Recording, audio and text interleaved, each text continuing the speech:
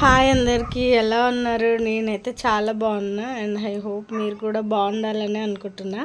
And ఈరోజు వచ్చేసి mutton curry చేసుకుందాం. దానికోసం నేనైతే 2 పెద్ద సైజు ఉల్లిగడ్డలు కట్ చేసి పెట్టుకున్నా, 2 పచ్చిమిర్చి, పుదీనా అండ్ 3 టమాటాలు తీసుకున్నా. తర్వాత స్టవ్ ఆన్ చేసి కుక్కర్ పెట్టుకొని, దీన్ని మీ సైడ్ ఏమంటారో, మేమైతే నూనె పావు అంటాం, దాంతో 3 పావుల నూనె అయితే వేసుకున్నా. అండ్ నాన్ వెజ్ కదా, కొద్దిగా ఆయిల్ ఎక్కువ వేసుకుంటే బాగుంటుంది. అండ్ ఆయిల్ మంచిగా వేడైన తర్వాత ఆనియన్స్, పచ్చిమిర్చి వేసుకొని మంచిగా కలుపుకోండి. కొద్దిగా సాల్ట్ వేసుకుంటే ఆనియన్స్ తొందరగా వేగుతాయి కదా, అందుకని కొంచెం ఉప్పు వేసుకొని వేయించుకోండి. వేగిన తర్వాత 2 చెంచాల అల్లం వెల్లుల్లి పేస్ట్ వేసుకొని మంచిగా కలుపుకోండి. అల్లం వెల్లుల్లి పేస్ట్ పచ్చివాసన పోయేంత వరకు మంచిగా ఫ్రై చేసుకోండి. అల్లం వెల్లుల్లి పేస్ట్ కూడా వేగిన తర్వాత ఇందులో పుదీనా మంచిగా క్లీన్ చేసుకొని వేసుకోండి. అండ్ ఒకసారి కలుపుకున్న తర్వాత 2 మినిట్స్ అట్లా కలుపుకొని వదిలేసిన తర్వాత దాంట్లోకి పసుపు వేసుకొని మంచిగా కలుపుకోండి.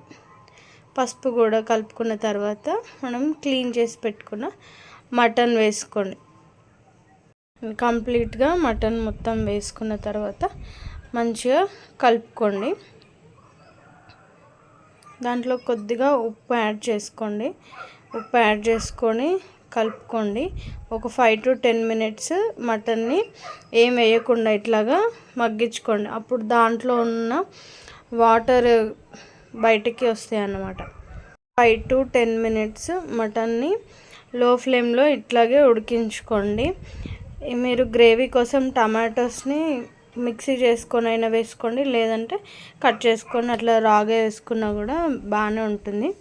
అండ్ ఇది మటన్ ఉడుకుతున్నప్పుడు దాంట్లోంచి వాటర్ అయితే బయటకు వస్తాయి కదా, వాటర్ వచ్చినప్పుడు మనం దాంట్లోకి మనం వేసుకోవాల్సిన మసాలాలు కానీ ఉప్పు, కారం అన్నీ వేసేసుకోండి. అండ్ నేనైతే ముందు కొద్దిగా సాల్ట్, 2 పచ్చిమిర్చీలు వేసుకున్నా కాబట్టి మా టేస్ట్కి తగ్గట్టుగా కారం, ఉప్పు అండ్ టమాటాలు 3 వేసుకొని మంచిగా కలిపేసుకొని ఒక 5 to 10 మినిట్స్ ఉడికించుకోండి. కొద్దిగా టమాటోస్ సాఫ్ట్గా అయ్యి ఉప్పు, కారం ముక్కలకు పట్టేంత వరకు ఉడికించుకున్న తర్వాత వాటర్ యాడ్ చేసుకోండి. వాటర్ యాడ్ చేసుకున్న తర్వాత ఒకసారి మంచిగా కలుపుకోండి. కలుపుకున్న తర్వాత ఉప్పు, కారం టేస్ట్కి తగ్గట్టుగా ఉన్నాయా లేవా అని ఒక్కసారి చెక్ చేసుకోండి. చెక్ చేసుకున్న తర్వాత ఏమైనా ఉప్పు, కారం ఇంకా పడతాయి అనుకుంటే వేసుకోండి. అండ్ నేనైతే టేస్ట్ చేస్తే నాకైతే ఉప్పు పడుతుంది, సో ఉప్పు అయితే నేను వేసుకుంటున్నాను. అండ్ మీ టేస్ట్కి తగ్గట్టు మీరు చెక్ చేసుకొని వేసుకోండి. అండ్ వేసుకొని ఒకసారి మంచిగా కలిపేసుకొని మూత పెట్టేసుకోండి.